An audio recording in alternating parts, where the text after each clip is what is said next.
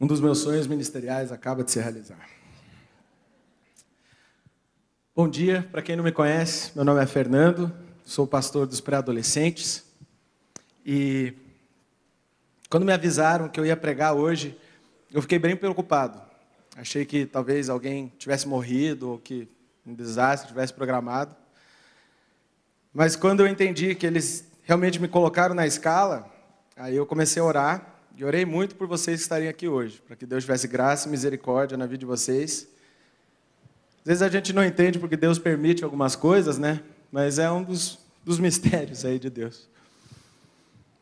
Um outro mistério é como toda geração faz comentários sobre a geração seguinte. Comentários positivos, né? A gente fala, não, porque essa gurizada de hoje em dia, eles são muito inteligentes, os caras tocam numa orquestra, né? Meu filho, por exemplo, com 2 anos de idade, ele já destravava meu celular, conseguia baixar joguinho na App Store e jogava os joguinhos dele. Eu, com 2 anos de idade, eu comia areia no parquinho. Então, as gerações vão melhorando, graças a Deus, né? Só que não é só de agora. As gerações passadas, você tem fenômenos assim há muito tempo. Por exemplo, veja só um cara que foi um fenômeno, já na tenra idade dos 8 anos, Mozart. Escreveu a primeira sinfonia dele com 8 anos de idade. Um outro cara, Picasso. Não, esse não é o Picasso. Esse aí é o William James Sidis. Esse cara é considerado provavelmente o cara mais inteligente que já existiu. O QI dele era entre 250 e 300. Uma pessoa normal tem entre 85 e 110. O cara era um monstro. Ele ali aos seus... com 7 anos, ele falava 8 línguas. Com 11, ele foi estudar em Harvard. Então, vocês imaginam, o que não era esse cara? Um outro cara era o Picasso. Com 12 anos, o Picasso, os traços dele já eram perfeitos. Ele já era considerado um artista do alto escalão com apenas 12 anos de idade. Davi, e isso foi legal, consegui achar uma foto do rei Davi, né? Cara, foi uma pesquisa dura, mas a gente achou. Com 12 aninhos, um pastorzinho de ovelha foi lá, saiu na mão com um gigante que um exército inteiro não teve coragem de enfrentar. Aí você vê essas histórias aqui, né? E eu achando que eu, nessa idade, fiz um vaso de barro para minha mãe, estava achando que era grande coisa, né? Na aula de artes lá. Tem até uma foto ali do vasinho que eu fiz. Aquele que parece um cocô é o meu. Hoje a gente vai falar de um outro fenômeno. Esse fenômeno foi Jesus. Pedi para vocês abrirem as suas Bíblias em Lucas, capítulo 2, versículo 41. E ele foi um fenômeno. Já muito novo, ele já demonstrava que era especial. Vamos ler o texto ali na tela. Para quem não trouxe a Bíblia, vou ressuscitar algo que meu pai falava muito tempo atrás. Se tem alguém do seu lado que não trouxe a Bíblia, olha para ele e fala, meu irmão, traz a Bíblia próximo domingo. O pessoal das antigas lembrou dessa. E olha só que legal, né? O Murphy nunca deixa de me visitar. O texto não está aqui. Vou tentar ler na tela ali, ó. Vamos lá. Todos os anos, seus pais iam a Jerusalém para a festa da Páscoa. Quando ele completou 12 anos de idade, eles subiram à festa, conforme o costume. Terminada a festa, voltando seus pais para casa, o menino Jesus ficou em Jerusalém, sem que eles percebessem. Pensando que ele estava entre os companheiros de viagem, caminharam o dia todo. Então começaram a procurá-lo entre seus parentes e conhecidos. Não o encontrando, voltaram a Jerusalém para procurá-lo. Depois de 3 dias, o encontraram no templo, sentado entre os mestres, ouvindo-os e fazendo-lhes perguntas. Todos os que ouviam ficavam maravilhados com seu entendimento e com suas respostas. Quando seus pais o viram, ficaram perplexos. Sua mãe lhe disse, filho, por que você nos fez isso? Seu pai e eu estávamos aflitos à sua procura. Ele perguntou, por que vocês estavam me procurando? Não sabiam que eu devia estar na casa do meu pai? Mas eles não compreenderam o que lhes dizia. Então foi com eles para Nazaré e era-lhes obediente. Sua mãe, porém, guardava todas essas coisas em seu coração. Jesus ia crescendo em sabedoria, estatura e graça diante de Deus e dos homens. Vamos orar? Senhor Deus e Pai, muito obrigado pelo privilégio de podermos adorar o Teu nome, meu Deus, de podermos aprender mais de Ti, Pai. E eu peço, Pai, que o Senhor me use, apesar de mim, para falar no coração de cada pessoa que está aqui hoje, Pai. Que nós possamos compreender a Tua palavra e aplicá-la no nosso dia a dia. Em nome de Jesus que a gente ora. Amém. Tem 3 coisas que eu quero destacar nesse texto que a gente leu. Primeiro é o seguinte: Jesus era obediente. Jesus seguia os passos dos seus pais. Segundo, Jesus, ele era brilhante. E terceiro, ele era obediente. Vamos dar uma olhada no obediente. Eu vou começar o texto de trás para frente aqui. Lá no versículo 51. Jesus, ele estava em casa. Quando ele chegou ali, ele estava no lugar certo. Aos 12 anos de idade, esses meninos judeus, eles iam para Jerusalém e era um momento de transição para eles. Era um momento em que eles eram provados no conhecimento que eles tinham da palavra. E ele chegou lá e quando os mestres, os doutores começaram a trocar ideia com ele, ele começou a conversar com eles, ele devia estar se sentindo muito bem. Ele devia estar adorando. Ali, como fala, ele ouvia e fazia perguntas. Jesus, um outro detalhe importante, é que ele sabia algo que seus pais não sabiam. Filhos, quantas vezes vocês sabem de algo que seus pais não sabem? Tipo, qual o botão do controle que muda o canal da TV? Acontece bastante. Como é que muda o negócio no celular? Mas, muitas vezes, eu estou falando com os filhos aqui, os pré-adolescentes principalmente, não tem momentos em que você fica agoniado, porque meu pai e minha mãe não entendem. Eu sei disso, eles não entendem. Jesus estava tendo aquele momento, a gente viu no texto, que os pais não compreenderam o que ele quis dizer. O mais interessante disso tudo, apesar dele estar no lugar dele ali, apesar dele saber algo que seus pais não sabiam, eu acho que era algo um pouquinho mais importante que o botão do controle da TV, né?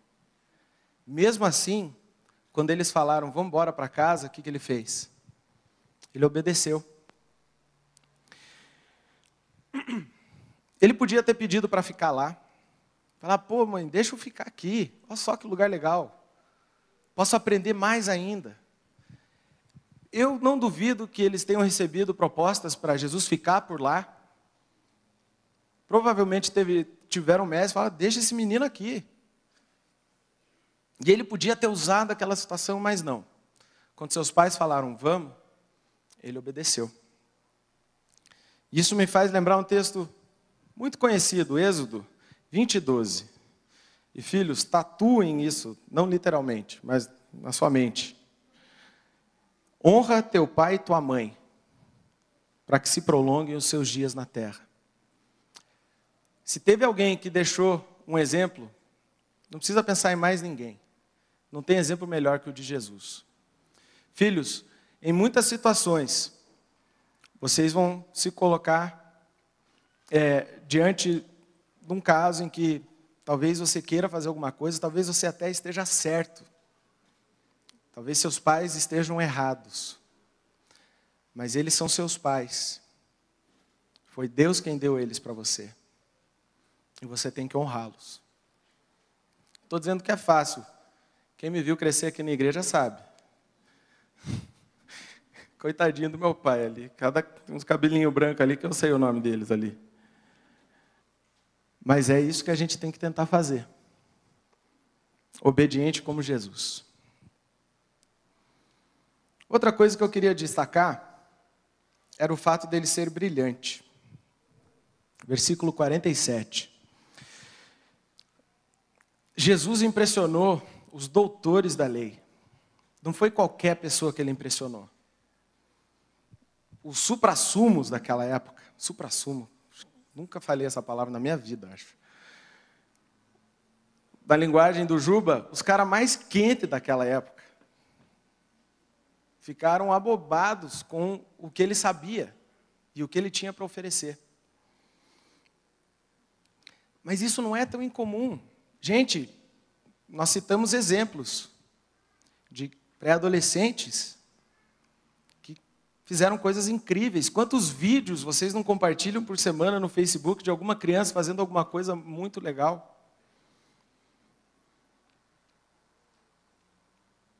A pergunta que aí eu faço é a seguinte: a gente não tem problema nenhum de ir no YouTube e ver um pré-adolescente fazendo algo incrível. A gente não tem problema nenhum de ouvir uma história e contar uma história dessas. Mas a pergunta que fica é: você dá espaço para ser impressionado pela espiritualidade do seu pré-adolescente? Em casa? Tenho certeza que você faz de tudo para criar uma situação em que o seu pré-adolescente, o seu adolescente, sua criança te impressione academicamente, te impressione atleticamente, te impressione artisticamente. Mas e espiritualmente? A gente tem dado espaço para eles? Quando eles fazem uma daquelas perguntas que a vontade que dá é sair correndo, a gente ouve, a gente viu que Jesus, ele ouviu muito, mas ele também fez perguntas. Se ele ficou lá, é porque tinha gente tentando responder. Você tem cumprido esse papel como pai, de ouvir, de tentar responder? Você não precisa ter todas as respostas. Ninguém tem. Mas você tem esse intuito? Garanto a você que se você der esse espaço, se você criar esse espaço em casa, você vai ficar maravilhado. Toda sexta e domingo eu fico.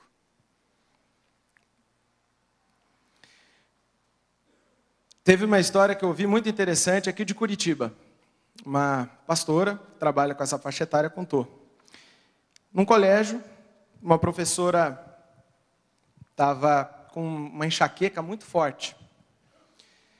E aí chegou uma hora que ela não aguentava mais. Daí ela falou para a turma: pessoal, ó, tá aqui a atividade, façam aí. Só, por favor, não façam muito barulho. A professora está com muita dor de cabeça, não está bem. Então, faz aí e eu vou ficar sentadinha aqui na minha cadeira. Aí a professora sentou e nisso levanta um guri de 8 anos de idade, no meio da aula. Vai andando lá na frente, encosta do lado da professora e fala assim: professora, posso orar para Jesus tirar sua dor de cabeça? A professora olhou para o menino. Ela ficou, achou bonitinho, né? Que bonitinho. Não, olha, eu não acredito muito nessas coisas, mas se você quer fazer, pode fazer. Quase desprezando a iniciativa do menino. Daí aquele menino de 8 anos, na frente da sala toda, colocou a mão na cabeça da professora. Senhor Deus, em nome de Jesus, tira a dor de cabeça da professora. Ela está sofrendo muito, cura ela. Em nome de Jesus, amém. Deu um abracinho na professora e voltou para sua carteira. A enxaqueca da professora passou. Acabou a aula, ela foi correndo para a igreja de onde aquele menino era. Hoje ela é uma das líderes naquela igreja. Menino de 8 anos. Ele não teve vergonha de estar na frente da classe toda dele. Ele em nenhum momento questionou o poder de Deus. Essa é a beleza dessa idade. É o que eu adoro, porque eu adoro trabalhar com eles. Porque ao mesmo tempo em que eles já estão começando a ter aquela mente questionadora do adolescente, eles ainda mantêm muito da pureza da criança. Naquela semana, na célula dele, ele tinha aprendido sobre o poder da oração. Ele ouviu aquilo e ele aplicou na primeira oportunidade que ele teve. Uma outra história engraçada não, curiosa, foi esses dias eu preguei no Juba e preguei sobre o texto que fala que a igreja é o corpo de Cristo. E eu costumo quando eu prego, depois da pregação eu prego rapidinho e daí eles espalham em pequenos grupos e tem algumas perguntas para discutir. E a primeira pergunta era: por que você acha que o apóstolo Paulo comparou a igreja com o corpo humano? E olha, eu fiquei, sem brincadeira, umas 4 horas com essa pergunta na minha cabeça, eu pensando, como é que eu vou conseguir explicar isso? É um troço complexo, né? Não é um negocinho fácil de falar. E fiquei rachando minha cabeça enquanto eu preparava o sermão, essa perguntinha aí, voltava. Me preparei da melhor forma que eu consegui. Cheguei no Juba preocupado, porque eu não sabia como é que eles iam lidar, então eu resolvi liderar a primeira pergunta. Eles em pequenos grupos. Então, galera, vamos lá, vou começar a primeira pergunta. Tá, o que vocês acham? Aí um guri, ele estava na minha frente, tinha 9 anos. Ele levanta a mão. Falei, e aí, cara, por quê que o apóstolo Paulo comparou com o corpo humano? E eu, na minha cabeça, já pensando, né? O que ele vai falar? Como é que eu vou responder? E aí ele me olha com uma cara meio de desprezo, assim. Ah, pastor, porque o corpo humano funciona em sintonia, né? A igreja tem que funcionar em sintonia. Daí aquelas 4 horas, eu ouvi o barulhinho da descarga, sozinho com as minhas ideias, né? É isso. Aí depois sintonia, aí ele usou outra palavra. Ou então harmonia, né, pastor? Falei, eu acho que aprendi essa palavra ano passado. E ele, com 9 anos de idade, conseguiu pegar um conceito que é tão complexo, tão valioso. É isso. E o pior foi a cara dos que estavam em volta dele. Eu fiquei meio em choque e os outros em volta. É, isso aí mesmo. Aí tá, né? Próxima pergunta. O nosso alvo deve ser Jesus aos 12 anos de idade. Essa era a idade dele quando ele visitou o templo. Nosso alvo no Juba, com os pré-adolescentes, é esse. É entregá-los para o pastor André da mesma forma como Jesus estava aos 12 anos de idade. Nós queremos formar cristãos convictos da sua fé, que têm curiosidade de aprender cada vez mais e que são destemidos em proclamar a verdade em amor. A pergunta é: como que você pode fazer isso em casa? Como que a gente pode fazer isso na igreja? Essa é a pergunta que eu me faço diariamente. E eu fiz umas contas esses dias. Eu tenho o Juba 5 horas por fim de semana.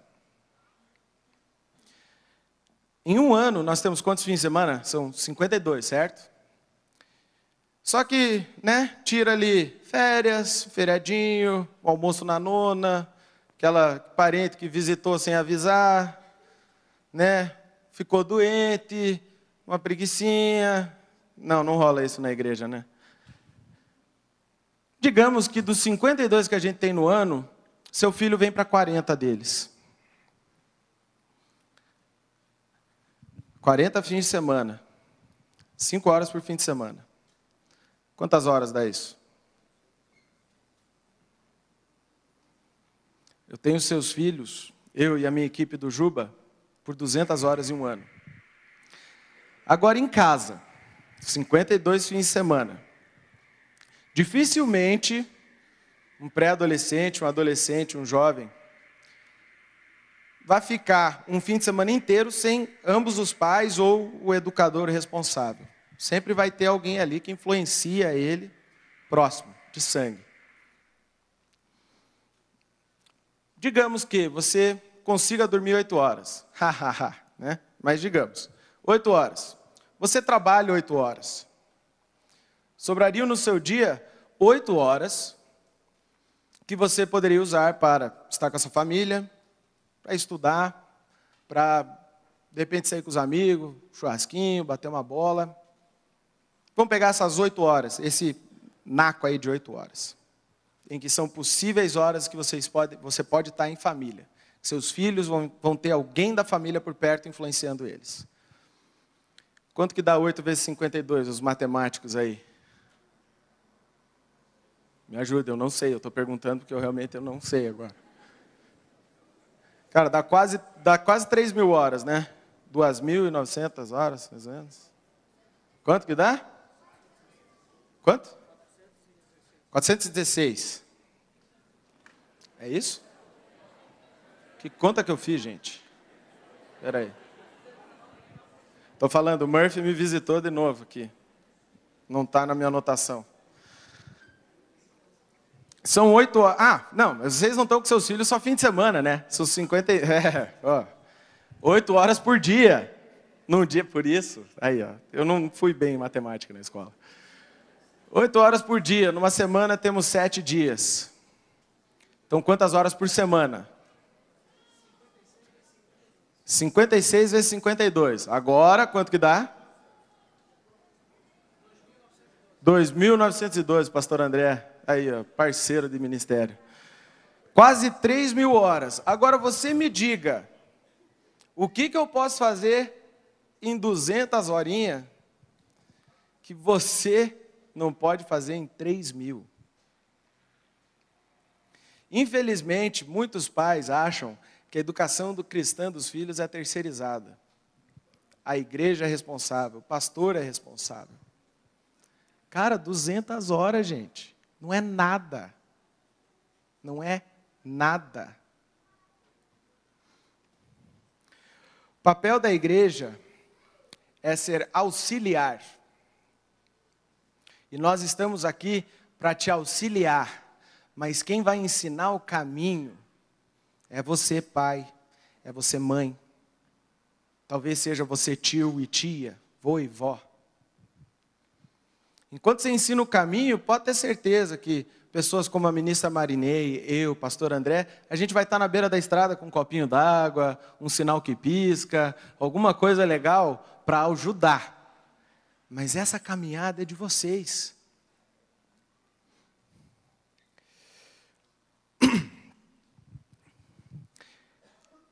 E aí é por isso que é aí que eu chego no terceiro ponto. Que Jesus seguiu os passos dos seus pais. Mesmo ele sendo obediente, mesmo ele sendo brilhante, a gente não saberia dessa história se José e Maria não tivessem levado ele até Jerusalém. Ele tinha 12 anos. Eles priorizaram aquele momento. Veja, ir para Jerusalém não foi uma coisa especial que eles fizeram de vez em quando. Sobrou um tempinho, está meio devagar lá na carpintaria, vamos dar um pulo em Jerusalém? Não foi assim. Todo ano eles iam. E, gente, não era um pulinho. Eram 3 dias a pé. Era uma viagem. E tem gente que reclama de ficar 20 minutos no trânsito para vir na igreja. Que desanima porque está chovendo. A linha verde está em obra. Pô, melhor deixa, né? Outra coisa interessante, e aí a gente vê como Jesus estava seguindo nos passos, como os pais tornaram aquele momento importante. A Maria não precisava ter ido. E no texto diz que era um costume da família. Pela tradição judaica, a mulher não tinha obrigação de ir. O homem tinha obrigação de ir. 3 vezes por ano. Mas a mulher não. Então, o fato da Maria ir demonstra como ela era devota, como ela acreditava naquilo, como ela queria fazer parte daquilo.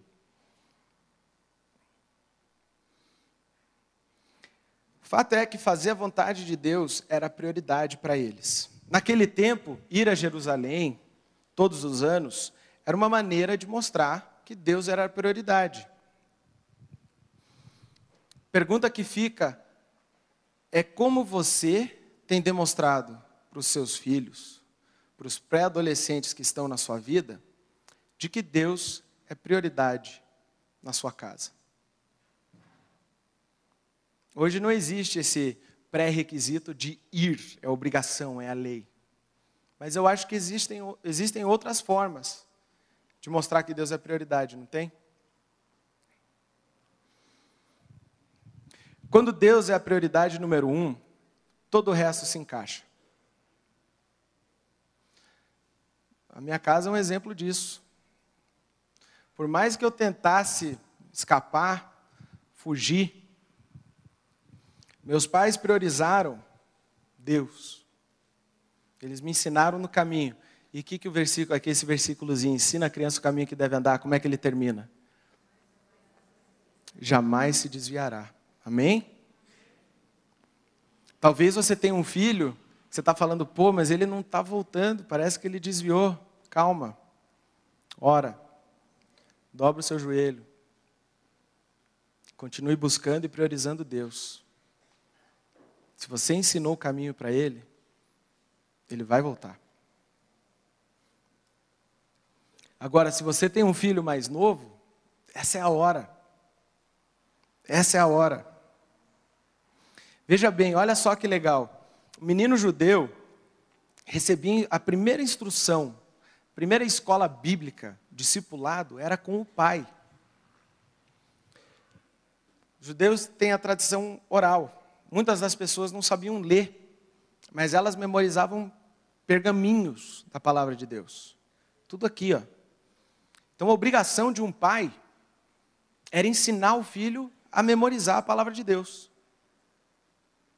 Então Jesus, o primeiro professor de Jesus, foi José. Eu imagino que José fosse um bom professor. Porque aí depois de uma certa idade, eles vão para a escola. E a escola é em anexo à sinagoga, à igreja dos judeus da época. Eles tinham os rabinos, e ali era o processo formal de educação. Jesus, a gente tem algumas evidências de que ele sabia ler e escrever. Isso mostra que ele era um menino já além, porque eles não tinham essa necessidade de aprender a ler e escrever, era tudo memorização. Aí, chegou lá, como eu falei antes, em Jerusalém, eles foram tomar o ponto dele e ficaram maravilhados com o que aquele menino tinha para oferecer. Era muito importante esse processo dos 12 aos 13, porque a partir dos 13 anos, o menino era considerado um homem. Não existia mais obrigação de ir para a escola. Então, a educação cristã dele, o aprendizado de Deus dele, se tornava algo que era total e completamente sua responsabilidade. O pai não ia levar para a escolinha, ele ia se ele quisesse, ele sentava se ele quisesse, ele estudava se ele quisesse. Então era muito importante garantir que ele tinha uma base que fizesse com que ele continuasse os seus estudos, certo? Tem muito a ver com o que a gente faz aqui no Juba. Eu costumo dizer que o Juba é a época em que a gente bota o alicerce. Eles não têm um pensamento abstrato ainda. Então é o momento de firmar verdades únicas e absolutas na vida deles. E se a gente faz esse alicerce forte e firme, quando eles chegam na adolescência, que eles vão começar a construir os pilares da fé deles, aqueles valores que vão sustentar a vida deles, esses pilares vão ter um chão firme, não vão se abalar. Porque na adolescência começa a abalar, entra o pensamento abstrato, eles começam a questionar tudo. Então a pergunta é, que alicerce que a gente está construindo para os nossos pré-adolescentes? É um alicerce firme em que nenhuma dessas pilastras vão balançar? Ou a gente está construindo, que nem o pessoal fala aí, pergunta, e aí, beleza, firme? E o cara fala, firme que nem palanque no banhado. Balança, o palanque no banhado, eventualmente cai. É um banhado? Ou é um alicerce forte? O fato de Jesus ser um bom aluno, de ser um menino que maravilhou doutores da lei, é fruto disso, desse compromisso. Dificilmente um menino de 12 anos, uma menina de 12 anos, vai se destacar academicamente se em casa ele não tem pais ou responsáveis que incentivam, que motivam, que botam fogo neles para eles serem bons alunos. Dificilmente você vê um caso assim, que sozinho faz. Isso é muito importante. Talvez você até faça o argumento de que, mas era Jesus, né? Maldade. O cara é Deus. Jesus é Deus. Mas ele também é 100% homem. No texto não diz que ele cresceu, ele amadureceu, Ele teve todo o processo. E foi preciso esse investimento de tempo, passar esses valores para ele. Jesus teve pais diligentes que amavam a Deus. E isso fez toda a diferença. Por que você acha que Deus escolheu Maria e José? Porque ele sabia que eles seriam pais, os pais que Jesus precisava. Maria não era só uma barriga de aluguel. José não estava ali só para cumprir o papel social, não ficar chato, uma criança crescer sem pai. Claro que não. Eles foram escolhidos a dedo. Da mesma forma que você foi escolhido a dedo para ser pai do seu filho, da sua filha. Você é a pessoa que Deus olhou e falou, é você que vai ensinar essa criança o caminho que deve andar. Porque não existe pessoa melhor que você para fazer esse serviço. E tenha certeza disso.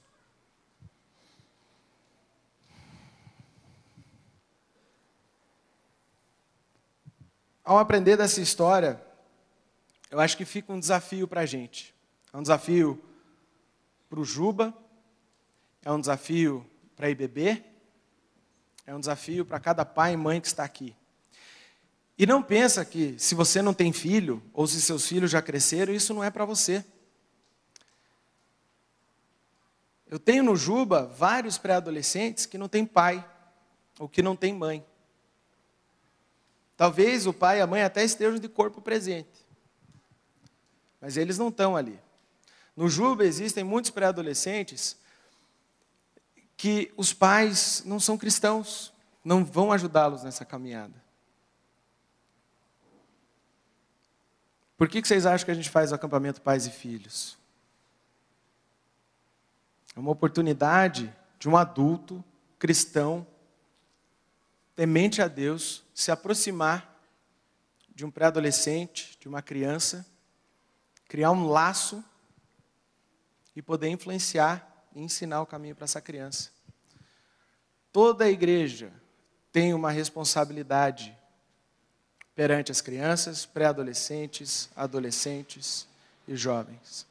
Eu cresci numa igreja em que eu tomava apito de metade dos adultos da igreja. Eu estou olhando aqui, estou vendo vários rostos, e eu lembro que me deram muita dura. Eu dou graças a Deus por cada um de vocês.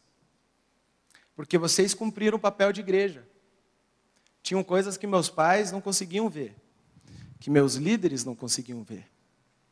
Mas porque eu faço parte dessa igreja, porque você faz parte dessa igreja, e você viu um pedaço do corpo que não estava funcionando como devia, você foi lá, ô guri, pare com isso, cara.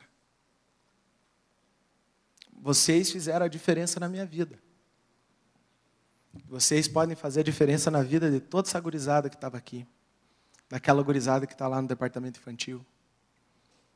Dos pré-adolescentes que estão no culto hoje participando. A igreja é a auxiliadora da família.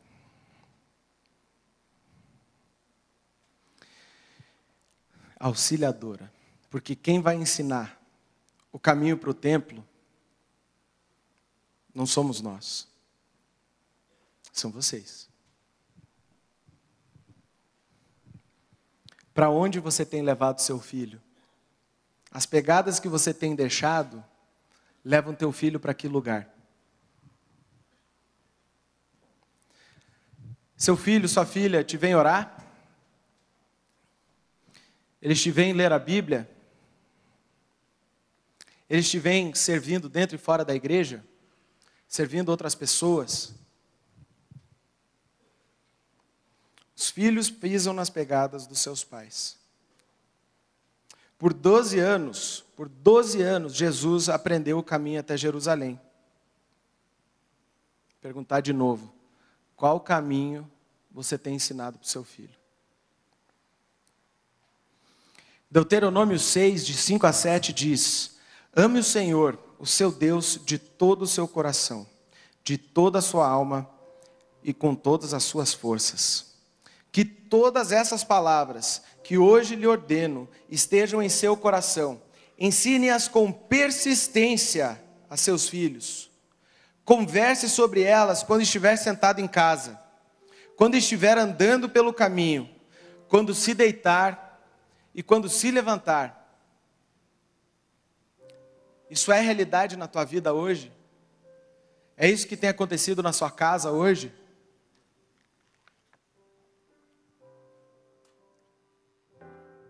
Nós queremos adolescentes, pré-adolescentes, que sejam obedientes e brilhantes. É isso que a gente quer?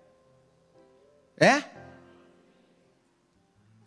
Se nós queremos pré-adolescentes, adolescentes, crianças, que sejam obedientes e brilhantes, elas precisam de pais comprometidos em ensinar o caminho que seus filhos devem andar, para que mesmo quando eles envelhecerem, eles não se desviem desse caminho. Esse é o tempo de construir o alicerce forte. É agora. Não é amanhã, não é depois, agora.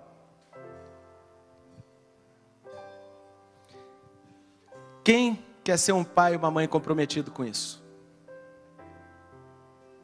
Se você quer, eu vou te fazer um convite. Vou te convidar a assumir esse compromisso perante Deus e perante os seus irmãos. Porque você não está sozinho nessa caminhada, pai e mãe. Olha em volta de você. Se você quer ser um pai e uma mãe comprometidos em ensinar o caminho, ou se você quer ser uma avó e um vô comprometido em ensinar o caminho, se você quer ser um tio e uma tia comprometido em ensinar o caminho, se você quer ser o vizinho, a vizinha comprometido em ensinar o caminho, se você quer ser um membro do Bacaxeri comprometido em ensinar o caminho, eu quero te convidar a vir aqui à frente agora, se colocar de joelhos e pedir graça e misericórdia de Deus para cumprir essa tarefa. Porque pelo seu braço você não vai conseguir. Mas através de Deus, pode ter certeza que você será vitorioso. Vem aqui à frente, assuma esse compromisso. Glória a Deus.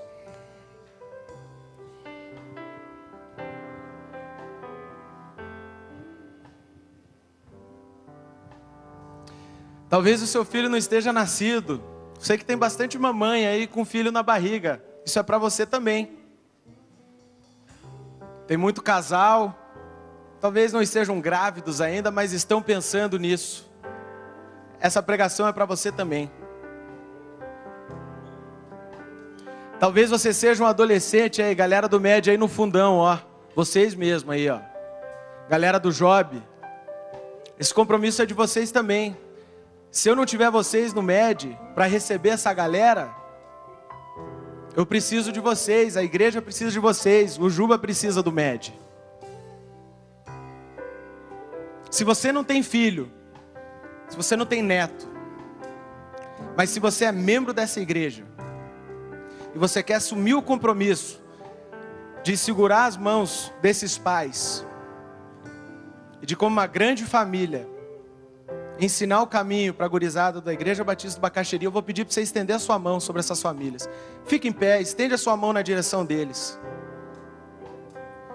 E aí do seu lugar, assuma esse compromisso, dizendo, eu quero fazer parte desse compromisso, de ensinar o caminho em que o Juba deve andar, em que o MIB deve andar, em que o MED deve andar.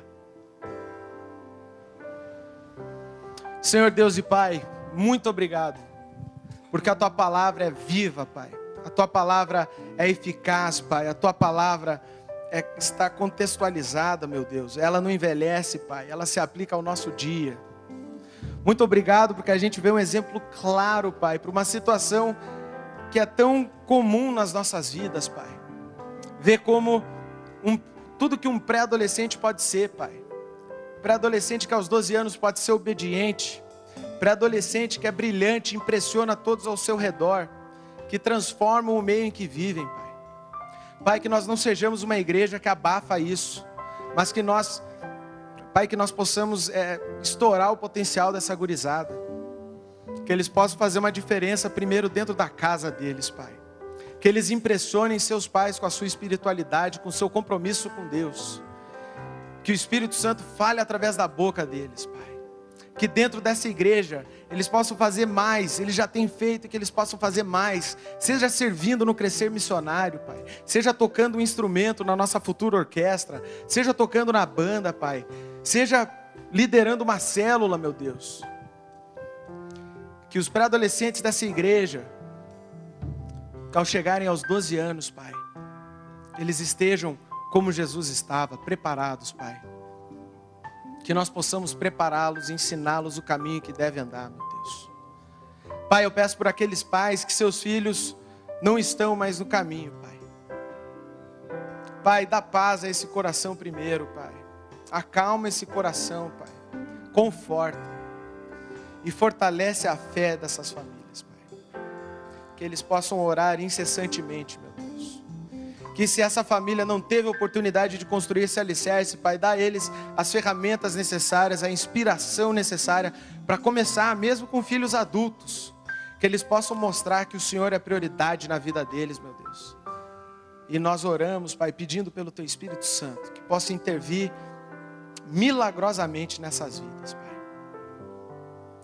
Muito obrigado pela Igreja Batista do Bacaxiri, Pai. Obrigado porque o Senhor nos deu líderes, Pai. Nos deu membros, tem colocado pessoas aqui capacitadas, e as que não são capacitadas têm um coração enorme pronto para aprender, meu Deus, para servir. Obrigado porque nós temos um espaço para pré-adolescentes, meu Deus, poderem ouvir da sua palavra e crescerem, porque nós temos um ministério infantil, meu Deus, porque nós temos um ministério com adolescentes, com jovens, Pai. Muito obrigado, Pai, porque a nossa igreja dá essa condição, e Pai, que a gente não leve isso à toa, que a gente não olhe para isso como se fosse normal, Pai. Isso é um privilégio, é uma honra, que nós sejamos bons mordomos disso que o Senhor tem nos dado, Pai. Peço por cada pai que está aqui, que a partir de hoje, o lar deles possa ser transformado. Pai, que eles tenham ousadia de ensinar os filhos, que eles tenham ousadia de ser pais, não amigos, pais, que disciplinam quando precisam disciplinar, que usam palavras de encorajamento, para nunca desmotivar seus filhos, Pai. Que são amorosos, Pai. Que nenhum juba aqui sinta que não tem um pai e uma mãe que o amam, Pai. Eu peço por aqueles jubas que talvez não tenham um pai e uma mãe presentes, um pai e uma mãe que possa ensinar esse caminho, meu Deus.